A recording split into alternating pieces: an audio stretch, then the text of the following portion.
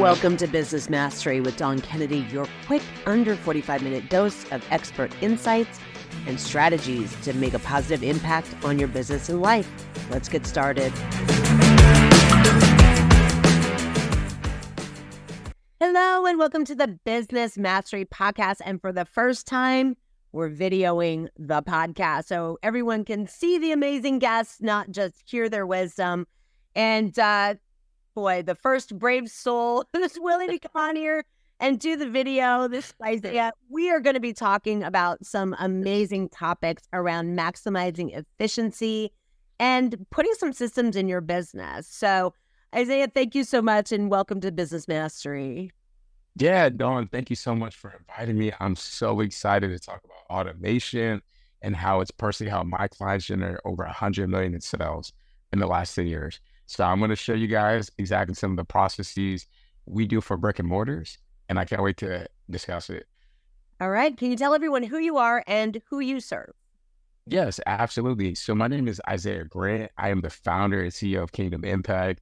We help service-based business owners, brick and mortars, online business owners as well, 2x their profit while working 20 less hours per week without having to chase, clients, having slim profit margins in their business, or burning out. That is one of the worst things that we've seen a lot of business owners go through. They trade time for money. They're doing everything in their business. And it comes a day where they can't take it anymore. So it's choosing their business over their health. And so I want to help business owners maximize their efficiency and their impact and their health as well. So when we were talking about designing this episode, you said that automation and manual things could be an 80-20 split in a lot of... Yes, absolutely. Tell us about that. Let's jump into it. So think about a business this way. It's broken into really 4 departments. You have marketing, you got sales, you have operations where you serve external clients and internal clients, aka your team members, people of that sort. And number 4, you have your finances. So we think about it this way. Every department has the 80-20 of automation that any brick and mortar can actually implement. So if you look at marketing, the greatest metric in marketing is quality of leads. So imagine this, you had what we use personally in our company and we install into different companies is something called the PPOA strategy, which is paid, partner, organic, and affiliates. So imagine having, a paid, lead gen system. Maybe it's Facebook ads, maybe it's Instagram ads, LinkedIn ads, TikTok ads, all running to capture leads. And then once you're capturing a lead through automation, you can also estimate the cost per lead. So let's say your average lead running a Facebook ad is $10. You can then amplify your ad spend to say that if I'm spending about $1,000 a month, I'm going to get roughly 100 new leads. So which leads me to, once you get the 100 leads, does that mean you personally have to reach out to them? Absolutely not. And so what we teach, and I want you guys to implement to your business, are a few automation sequences that you can apply via text message and also email and even phone call. So there's this really cool feature. If you have a CRM tool, we use something called Go High Level. And Go High Level allows for you to automate, voice drops. So you could record a voicemail. It'll call every single lead and leave them a voicemail with a personalized message. So that's one thing that you can do. Even number 2, a text message to indoctrinate them. So if let's say you have, a brick and mortar, your accounting business, you can say, hey, tax season is right around the corner. It's November, almost close to the end of November. Have you finalized your bookkeeping? Have you prepared for tax season from January to March of 2025? So that text, simply a yes or no question, will get people to respond. And then you can automate that. And when people respond, you or somebody on your team can reach back out, schedule a sales appointment, and then now you can do what you do best. So the recommendation is always automate your lead gen and then automate your lead nurture through text messages, emails, and voice drives.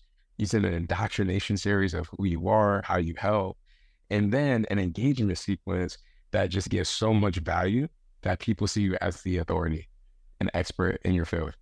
Yeah, that's amazing. So I'm sure I hear other people like us who are like, okay, we use, this particular thing for sending out our newsletter, and we get stuff from, let's say, Square POS will capture an email if they opt in. And so let's talk about, is there a way to, because I know manually we have pulled things over those CSV files, right? Yes. Shifting them back and forth. Is there a way, if you do use multiple things, maybe your business has built over time and you've just kind of added things on, can you Frankenstein something, or are you required to wipe it all out and start over? Because that scares a lot of people. That surely does. So you don't have to wipe everything out, but here's something that you can do today to add, I'm going to call it cash injection to your business. So let's say you use a POS, maybe it's a restaurant, people come in, they pay for food, capture name, cell phone, email, etc. Over the course of maybe 1 to 3 years, you've built an email database. You can leverage that email database for many purposes. If you have at least 100 leads on that list, you can then create what we call lookalike audience in Facebook. And what it would do is attract millions of people, just like the buyers that have come into your restaurant. So you would import their first name, their email, their cell, and Facebook would take all the data from their Facebook profile, Instagram profile, and find an audience just like your existing buyers. So imagine that. And then you set up automation to run ads to them, get them to come to your restaurant. And now you're getting a cash injection of getting the same people to come back to your restaurant, and then new people, just like the old people, to come to your restaurant as well. So I am going to say that sounds a little creepy, that when you pay at a restaurant and you opt in for an email, that it's possible to mirror that audience, but I get it. And, Yes. As long as you're upfront about the privacy stuff, regarding, because I know we all want to do really good ethical business. 100%. Yeah. Yes. And so by Facebook standards, it's totally ethical. Okay. They say, take your list of emails and all you need is 100. So they say actual buyers who have essentially come into your store or committed to giving their information. So you're essentially capturing and getting a signature from them by them putting their information in and validating. So you're retargeting them by them initially giving your contact information and signing the privacy policy upon submitting and getting a receipt. So again, back to your question, if you have multiple sources of data, so you have your POS, maybe you have your email list that's already built, what you want to do, and it's always easier to centralize it into one warehouse that has the automation, the emails, the text, and the voice drops. So if you can do it from one platform, then there's less maintenance and less error. Because as new people come into your store, if they're not on your email list, you may forget, right, to email them and nurture them. Because the power and the money is in your list. Because you're taking leads from a system and then putting it into your own ecosystem. Right. Yeah. And to another point for brick and mortars, particularly, you can put a radius also inside some of your targeting, your Google and all of those things. So if you are a restaurant, you're brick and mortar, and you're like, well, I don't know if I want to send a million things out, you can only get the demographics that would most likely buy from you, but you can put it within, let's say, 70 miles, right? Exactly. 100%. And then also too, like newsletters are phenomenal, especially if you're adding value. So where I see most people go wrong with a newsletter once a week, it's, hey, come to our store and buy. And what that does is it pushes people away. Right. So theoretically, your newsletter should be nothing but value. Add so much value that throughout the week, when you do call to actions and people actually see them, they're more incentivized to actually come to your store. Right. So your newsletters are for value. And then for throughout the week, you can give promos. So you can say, again, if it's a restaurant, 50% off or a free appetizer, like get them back into your store. And then remember, it's about increased lifetime value, or AOV, average order value. So they get the free appetizer, then buy a drink, buy, dinner, entrees, desserts. And then now they went from free appetizer to spending $100 at your restaurant. Right. And this is really kind of the long strategy of building this customer base. And as you build that long strategy in the loyal base, then your, monthly recurring revenue that can be projected absolutely becomes much more predictable, healthy and predictable. Absolutely. Because we all want predictability, right? Predictability. So the power is in your list, and use an automation tool. I recommend go high level. That it does every single thing you need for your brick and mortar. also own a salon in Connecticut, and it has about 13 different, stylists there. And we literally capture leads, through people coming, paying for the services, and then retarget, weekly with a newsletter, through promos 2 to 3 times a week. And that has literally 4x the average order value per client. So if you need automation, find one tool and then automate your emails and your text messages and voice drops. Yeah. And I want to also say that this is very organic. So when you're starting, Yes. it's going to be very a lot of ad spend is not required. But again, the number of touches people need to see something to stay top of mind has gone way, way up over the last couple of years. It's very noisy on the interwebs. So if you have data, I mean, this is what a fantastic strategy for getting your already loyal clients to remember. Spend more. Yeah. And to receive value. Because here's the thing. It's 10 times easier to get someone who's already spent money to spend it again than it is to acquire a customer. So imagine, your accounting services is $1,500 for filing taxes. For a new client, you're going to spend about $300, $400 to get a new client. But if you had one customer who spent $1,500, then now you offer additional services like bookkeeping, that could add another $2,000, right, to your bottom line for that one client. And then, right, when tax season comes the next year, they spend another $1,500. So you've taken a $1,500 client and turned them into about $5,000 to $6,000. Yeah, amazing. Which is, yeah. So let's switch, because the other thing we talked about, I have my notes because I always think that Nice. we design these. Yeah, for sure. But was not just the idea of the marketing and the scaling, but actually using automation to deliver that massive impact and customer delivery. I'm very interested in how can we use automation, since it seems like when people talk about customer service, that means that they want a in-person touch or they want someone to call. But you're saying you can have really super high impact and customer service automated. Yes, automated. So think about it this way. Client success is broken down into about 3 to 4 stages. Stage 1 is onboarding. Stage 2 is ongoing fulfillment. Stage 3 is really what we call retention and upsells. And then stage 4 is case studies and testimonials. So you can automate all 4. So if we look at, the restaurant, we look at accountant, I'll give some examples for those type of industries. So if you're a restaurant, onboarding will look something very similar to this. The moment somebody comes into a restaurant, pays, they're going to receive a receipt. And then now they're going to be onboarded to a newsletter and to the promotional calendar throughout the month. And so it's going to say, hey, thank you so much for the first purchase you made it at our restaurant. Here's 20% off so you can bring a friend the next time. Love it. Right. So now there's this personalized greeting, and then you can do other personalized greetings. Hey, your birthday is this month, right? We want to throw in a audit. Literally, you can automate this. You don't have to know anybody's birthday. You just plug into your system. Automate, hey, your birthday's coming up. Here's 15% off your next purchase. So now that they're being reminded of the important things like holidays, their birthdays, congratulations on your first purchase, now there's a level of personalization that allows for them to be onboarded to be like, whoa, they went the extra mile. And you can do this through emails and texts.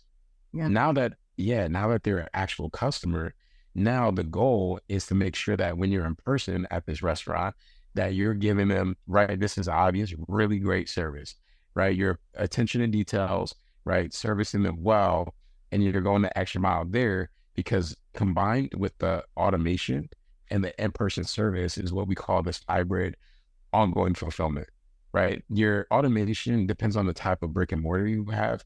It can actually deliver the product for you or the service, but it can complement what you're already doing.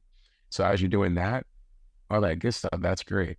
And so here's another thing. So while you go there and you check in into a restaurant, maybe use an open table or different ones, maybe they get an automated text message to say, hey, after you eat your food, take a picture with your family and then leave us a 5-star review and we'll give you 10%. So now that helps the retention and then also upsells and testimonials. Right. And the interesting is all of this, is very consistent. If you have a culture of very high customer service and delivery, this is just an add-on. Exactly. fix a broken culture or delivery, but Exactly. established, you're just continuing to deliver this idea that you matter to our business. We want to keep doing business with you. And that is something that I think maybe some of us do struggle with ideas for.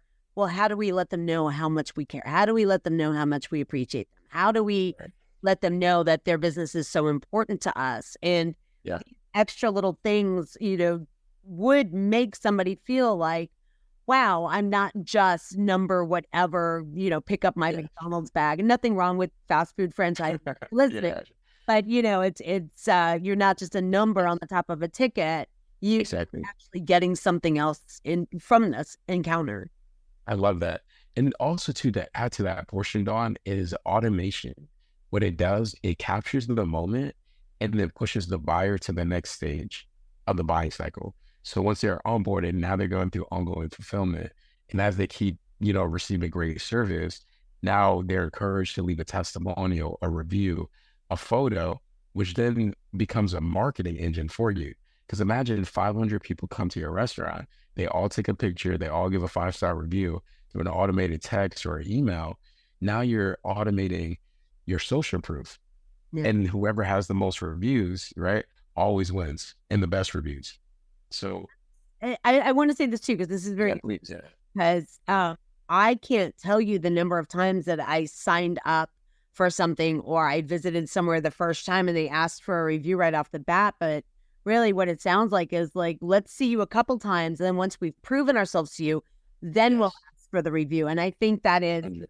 Not only more authentic, I think that social proof, if someone starts the review with, this is our 5th visit, and oh my gosh, right? That just sounds so much better than, and I do know that for some businesses, they need a review every time, especially certain kinds of franchises and things. But yeah, if you can not just hit them the first time they walk in the door and overwhelm them with, don't you think you're great? It's people want to see that consistent customer service and that consistent customer delivery. And then, it sounds like you could set the automation to say, well, this is the 3rd time they've been here. Maybe we could ask, or the 5th. Exactly. You can totally do that. That's beautiful. And then here's the cool part. After they hit, let's say 5 visits, 5 purchases, you can then set up what we call an affiliate link. Hey, thank you so much for being a loyal customer. So the moment they hit 5 loyal customers, now receive an affiliate link. Hey, share this link for a best friend to come in to use our 10% coupon for their first purchase or to get their first free appetizer. So now you become an evangelist. So now you set up a loyal customer automated system for your loyal customers to become evangelists to promote your product. So the whole point of great service increases your social proof via social media everywhere you go. And then it increases your evangelism from your clients or your customers so that they can become promoters for your company. And now the automation is doing all that for you. And the cool thing is, again, I don't think we've mentioned once that you need to make a cold call or do, marketing. This really has it has a very organic flavor. And I think automation has gotten a bad rap as being cold and impersonal, and the chat bots pop up. You don't even know me. Why are you asking me questions? Not that there's anything wrong with chat bots. I'm going to get a comment. Not that there's anything wrong with those things.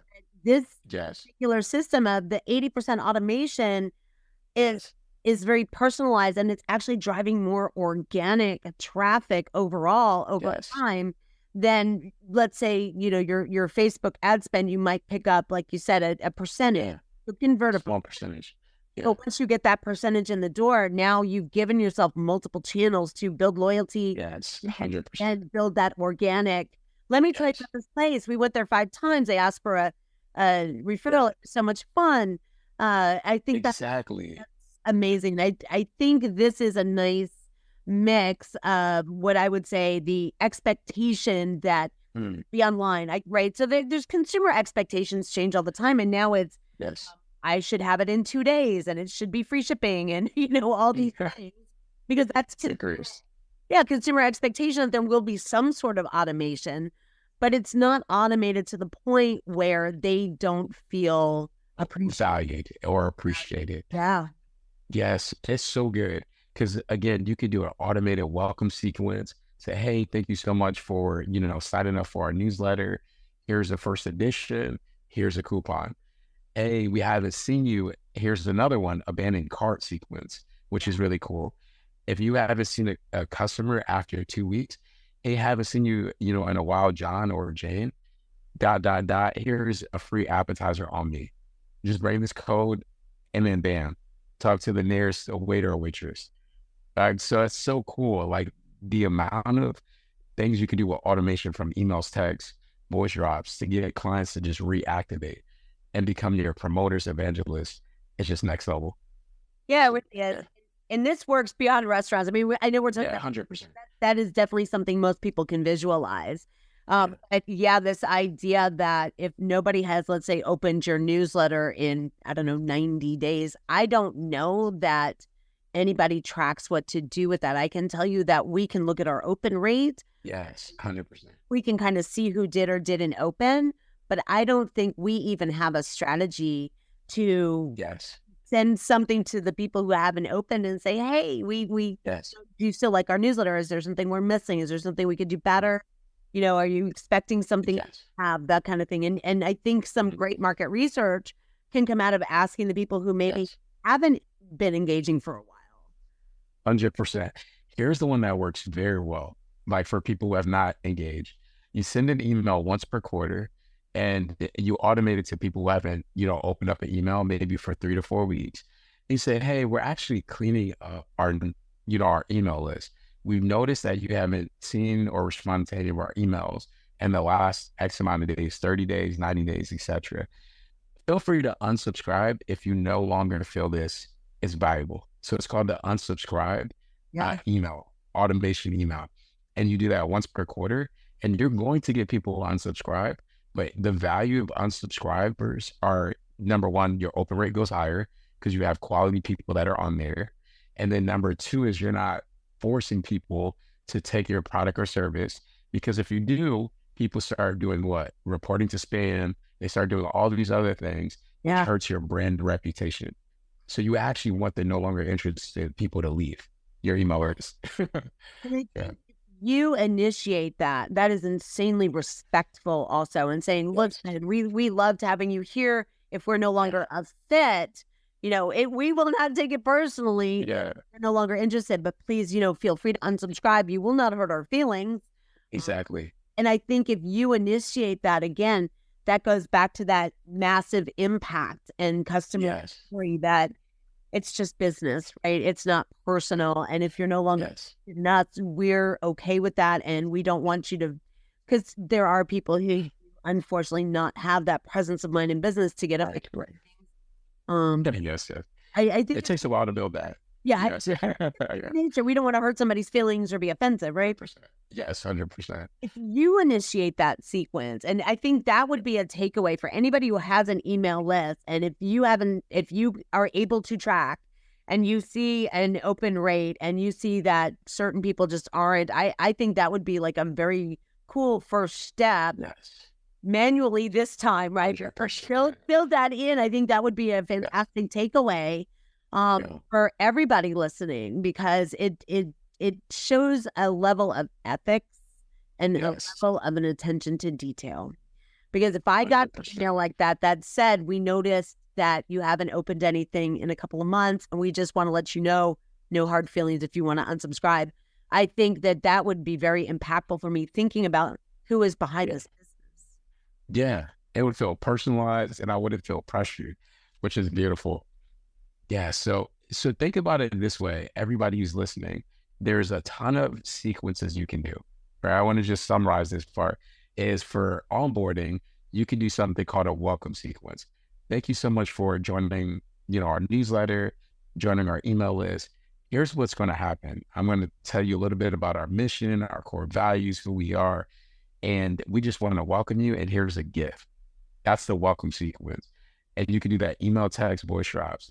Then for ongoing fulfillment, here's the promotional series. Hey, free, appetizer, 10% off, birthdays, holidays, all the discounts, promos. Yep.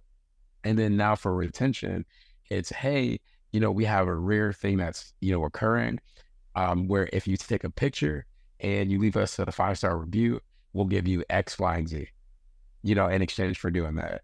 And then for, unsubscribers or people who no longer are loyal customers, we do an unsubscribe email sequence and text message sequence. So for you to unsubscribe if you're not interested. And then last but not least is the promoter sequence. Hey, you've been coming to us for a while and we love you. You love us. Share the good news to other people and bless them with a gift that comes from us.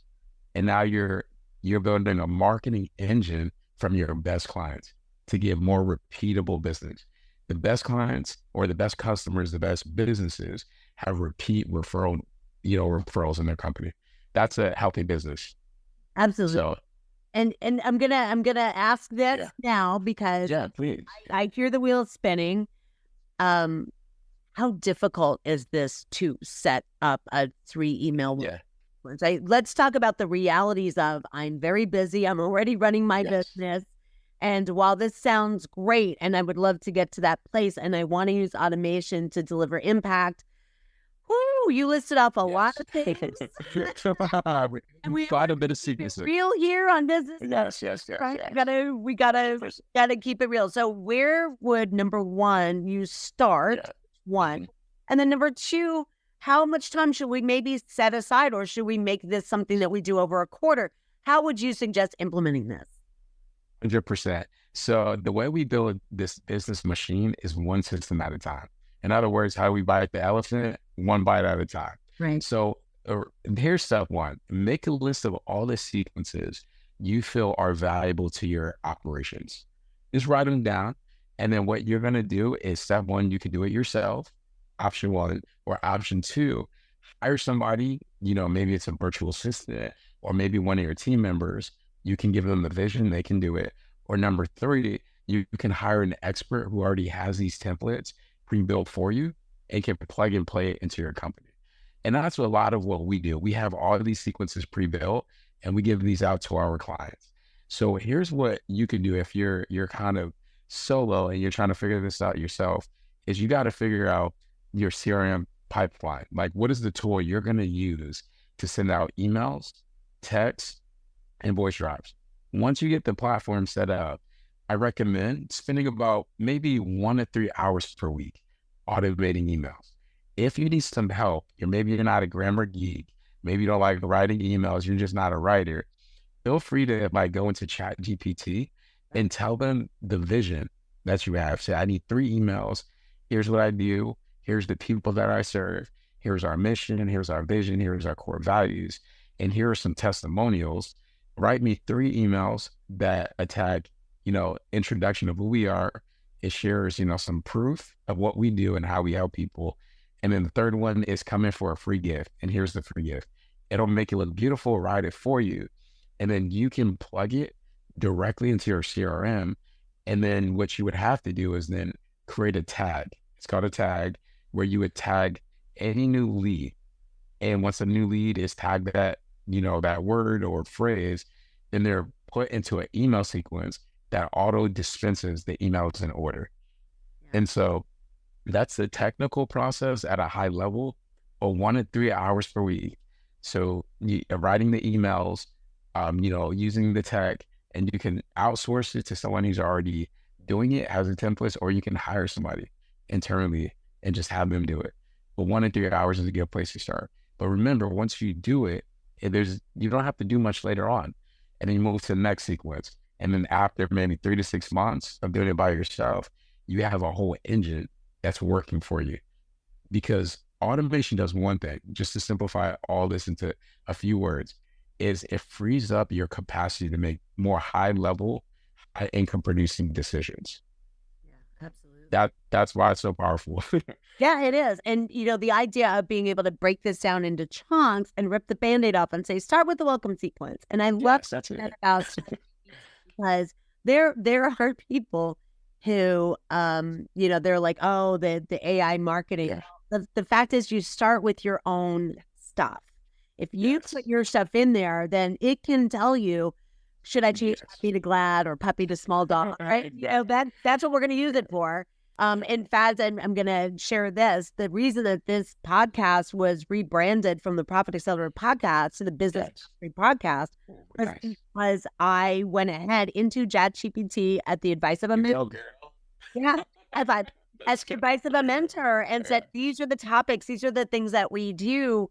And I asked what my perception was under the old brand in the marketplace and the podcast space.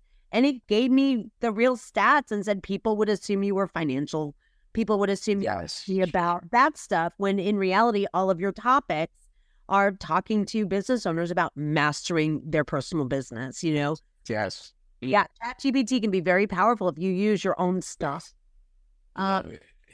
Yeah, and, you know, you don't have to shy away from it. So there's another, you know, I would say that's another, you know, instead of sitting around for 30 minutes staring at a blank piece of paper, there's another automation tool that can make it that much less painful. 100%. I love that so much. Yeah, it was very scary the first couple times because, you know, of course you have to edit it and sometimes the grammar's a little off, but yes, absolutely. In general, taking your advice, if it's your mission and your vision and who you serve and how you work, it can help you get messaging right, because a lot of us are not natural marketers, really. We're good at what we're doing, but we're not necessarily great at promoting what we do or targeting who we're really serving. Maybe sometimes we don't even see it. And I've seen that a lot. You know, different industries and different people, you know, they do the same thing everybody else is doing, even though they really do have a unique selling position. That is so beautiful. It's so I love that. It's so good. Yeah. All right. So let's do one more set of questions here. And this has to do with this 80-20 in those other areas. So we did talk about the marketing and we talked about the sales, but you mentioned two other areas. What should we be thinking about automating in those other two areas of business, operations and then financials? 100%. So we got marketing, we got sales, operations, and finances. So we went through the marketing, that our number one objective with marketing is to get qualified leads. And then number two for sales is to convert those leads into actual buyers or clients.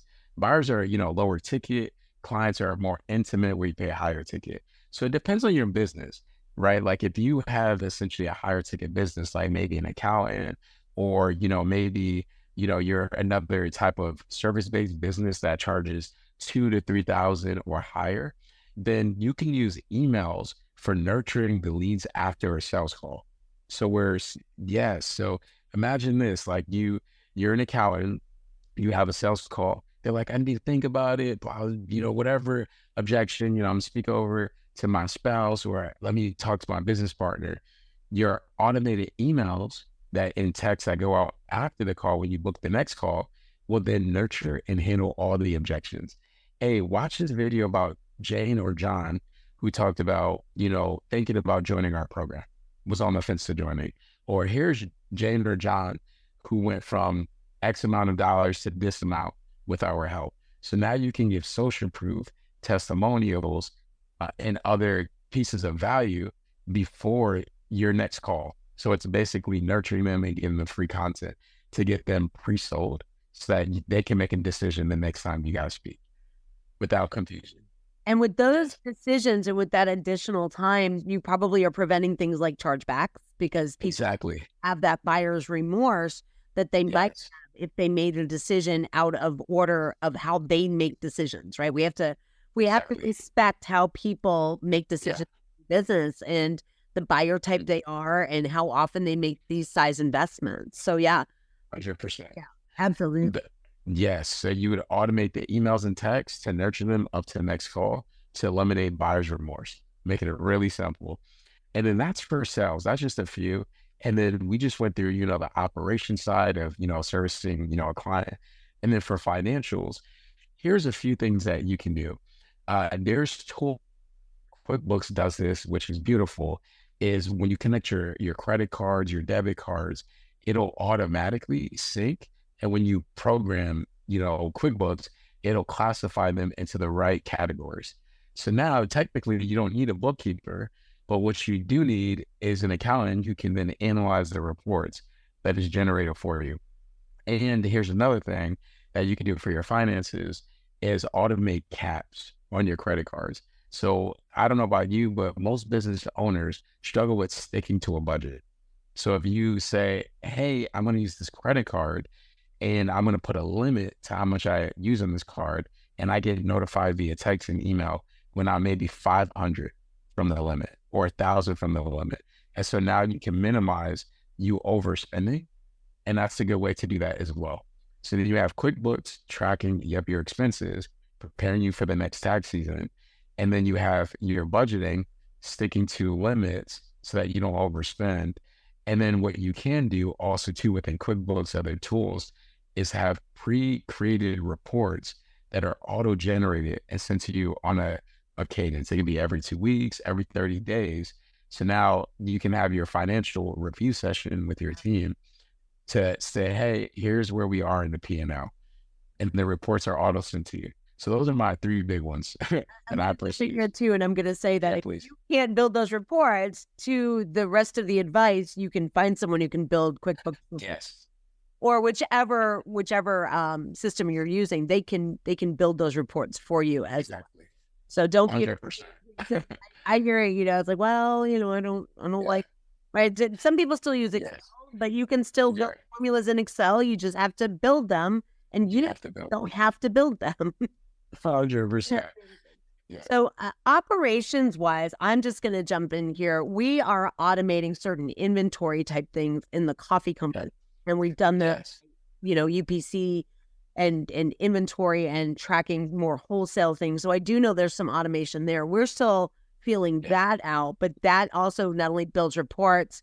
There is a program, I think it's called Zapier, that a lot of, is it Zapier? Yes. A lot of it is Zapier. That certain programs can actually have a bridge to talk to each other that maybe at first glance don't like they can't. Yes, 100%. So, and here's the most important part to automation is that if you can set up all of your systems, your processes, your tools to track the data, now you can use tools like Zapier to display the data in a way that's easily digestible. Because as business owners, our number one objective is to see the data and make decisions based off of it. Mm-hmm. So if you start to see, here's a really cool part. If your POS tracks all of the, UPC codes and how many times this UPC is purchased, then you can start to say, hey, out of all the 20 products I have, the 80-20 of my product is this UPC. Very similar to McDonald's.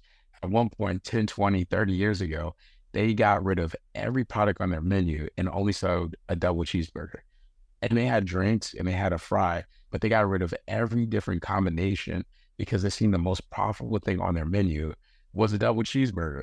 And it was the easiest thing to deliver it, that they could have a third grader come into their business, follow their SOP, build it, and ship it out the same exact way. And so imagine that your data and Zapier connection to your report viewer shows you your best performing product. Now you can get rid of the ones that are costing you too much money and they're not profitable. So that you can focus on what is driving the 80-20 of your profit. Yeah, absolutely. Because again, you look at the P&L and that gives you the snapshot of everything. This exactly down even deeper and like you see where you're actually making money inside the business and what may be draining profit from other more profitable lines. Yes, and taking capacity from you and your team members. Right. So automation thrives when data is tracked properly. And that's where you can really grow your business. And the order of automation is first you have to define a problem. Once you define the problem, you can create a process, a system, SOP. And once the system is created, then you can delegate to automation, to AI, or to a person. Yeah, that's the process. If you can really master that, and then even step 4 after you delegate to automation is just optimize it based on your data. Right. So in a lot of ways, once you kind of rip the Band-Aid off and you put automation in these places, then it's right. Very rarely burn the whole thing down and start over. It's just going to be maintenance. So fantastic. 100%. What a great discussion. Thank you so much. Thank you. Everyone where they can find you and find your business and your company and what you do. Yes, 100%. So again, my name is Isaiah Grant, founder, CEO of Kingdom Impact. Thank you again for having me on your show, Dawn. I'm so excited and happy to be here. And so our mission is to help service-based business owners like yourself to extra profit while working 20 less hours a week so that you're not chasing leads, burning out, or having slim margins within your business. And so you can find me on Instagram at Isaiah_Grant. Same thing across Facebook and LinkedIn, Isaiah Grant. And if you would like to stay in touch, you can go to kingdomimpact.co. For a limited time, I'm actually giving my book out for $27. It comes with the book, a workbook per each chapter, the audio book, and ultimately it shows you how to grow your business from 6 figures to 7 figures. Whether you're a brick and mortar or online service provider, it doesn't matter. It'll show you how to systemize your business and automate. And so you get access to that and some sales training and automation training throughout that. And so thank you again, Dawn. So grateful to be here. Yeah, well, we're going to put all those links down inside the show notes. So if you watch us on YouTube as the first video episode ever, the day that we do this, or you catch us 2 years from now, yes, they will be able to find you. And what an amazing conversation on automation. I think a lot of people have been kind of sold on, you need ClickFunnels to do automations, or nothing wrong with funnels, but I mean, just the idea that it has to be complicated or a lot of steps, or it's only better. Yeah. I really think you dispelled the myth that it's only good for certain industries, that there is a place for automation to deliver strong customer impact. So thank you. Exactly. And I appreciate it. Thank you. I appreciate it, Dawn. Thank you. All right. I'll talk to y'all next time on the next episode of the Business Mastery Podcast. Take care.